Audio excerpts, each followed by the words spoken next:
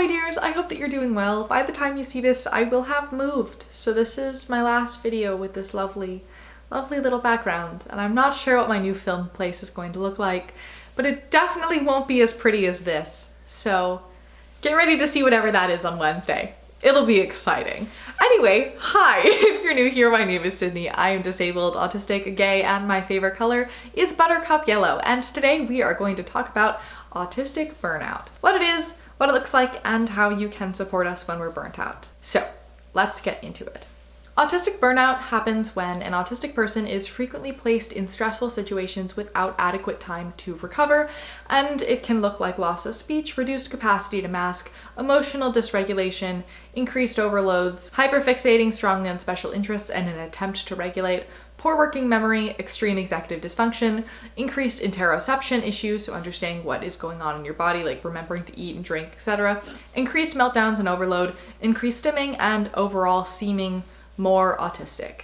This is often called regression by autistic parents and therapists because it seems like we are losing skills. And as a result, they'll put their kids into more therapy to try to gain back those skills that have been lost. The autistic community actually recommends doing the exact opposite.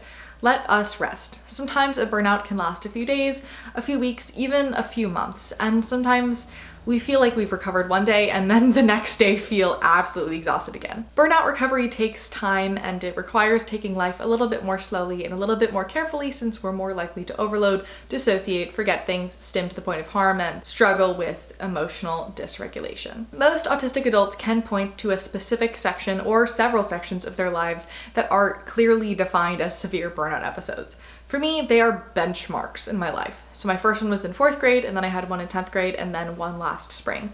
And each one of those took months to recover from. I then have smaller burnout periods, frequently for rarely more than a week or so at a time, and I'm pretty good at this point at recognizing them and handling them pretty quickly. For me, my burnout episodes are directly correlated to my severe depressive episodes as well, because in burnout, you are so exhausted and you don't have much motivation and you're more likely to forget things and have meltdowns. And for me, meltdowns cause migraines and panic attacks and joint issues.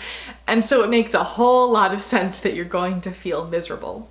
It's also a lot easier to accidentally self-harm, like eat something you're allergic to, for example, when you are incredibly spacey. My burnout last spring was the worst that I have ever had, and I came out of it with permanent memory loss and a nice host of new disabilities, and you can watch my video about it here. And I'm not saying this to scare you because what happened to me was 1 in a million, and there are countless times and places where it could have been stopped, but it's just as a reminder that it's important to recognize people's boundaries and to let them rest, because if we keep pushing and pushing and pushing at a time when our brain is screaming stop, things can get pretty scary. Prolonged burnout has been linked to increased risk of mental and physical illness as well, and some of those things, especially in my case, are irreversible. So if you're the kind of person who's afraid to stop and take a break, here is a reminder that you need to go take a break. Go watch a shark documentary and paint a rock. You deserve it. And to parents of kids in burnout, don't worry about lost skills because they will very likely return once they get their energy back. So, how do you regain that energy? First, pinpoint major stressors in your life and, if you can, remove them. Lean on your friends and family for support and spend some time with self-care. So dancing, stimming, engaging with special interests. Let yourself go a few days without speaking if you want. Make sure that you're going to bed at a reasonable hour. And by reasonable, I mean 8:45. Eat your favorite same foods and do what you need to do for you. I know that it's near impossible to just say, I'm gonna take a break from the world now because the world keeps on moving, but make a list of your top priorities and then throw everything else out the window. Personally, when I'm feeling borderline burnout, I make a list of the things that are stressing me out and then I say, I am going to work super hard over the next 2 days and I'm gonna get all of this done, and then on the 3rd day, I'm gonna spend the entire day doing whatever I want and it's a complete day off. So during those 2 days of work, I rarely speak to anyone. I eat the same thing for every meal. I go to bed early every night and I stim like mad to keep myself regulated. And then I take a few days off and I do whatever I need to recover, and then I'm reset for the next cycle. For example, I was feeling really stressed about getting all of my finals done as well as filming and uploading and editing everything for the last 2 weeks and also packing. So I made a to-do list, I laid it out over 3 days, and I sat down and I wrote both of my final papers as well as 3 scripts for videos in one day. And then the next day I filmed everything and edited everything. And then I took the next few days off to paint rocks and read in the fields. And by the time I moved out, I felt good as new again. Now, since my burnout episodes tend to make me dissociate and lose chunks of my memory, I really hate them because I feel like I'm just losing pieces of myself. So I've tried absolutely everything to avoid prolonged episodes.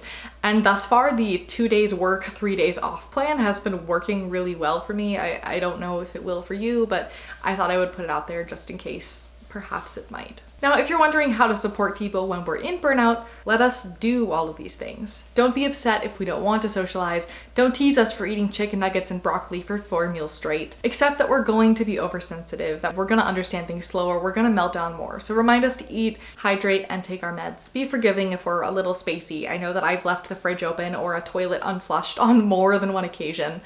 Don't ask us too many questions, and if you have to ask questions, be direct and keep them to simple yes or no questions, and in general, just treat us as if we're always in a meltdown is probably the best bet. So if you don't know how you would do that and you want to know, check out my video on it, which is linked over here. I also have a page about it on my website about how to support an autistic person, which is also linked in the resources section below. If you have any tips on how you handle burnout, please feel free to share them in the comments. I would love to hear how you deal with it, and more ideas are always better. And to anybody who's in the midst of it right now, I want to remind you that it'll end. Sometimes it feels like every day you're slogging through self-care and saying, this will finally work, tomorrow I will feel better. And when you don't, things kind of feel hopeless. But I want to remind you that you're just exhausted, and it can take a long time for that battery to recharge. So be forgiving of yourself, be kind to yourself, do what you need to do for you, because you come first. It'll end, you'll come out on the other side. You just need to hang in there a little bit more, and you aren't alone in this. Anyway, thanks for watching, thanks for learning. Remember, your story isn't over, it has only just begun, and as always, I will see you in the next one.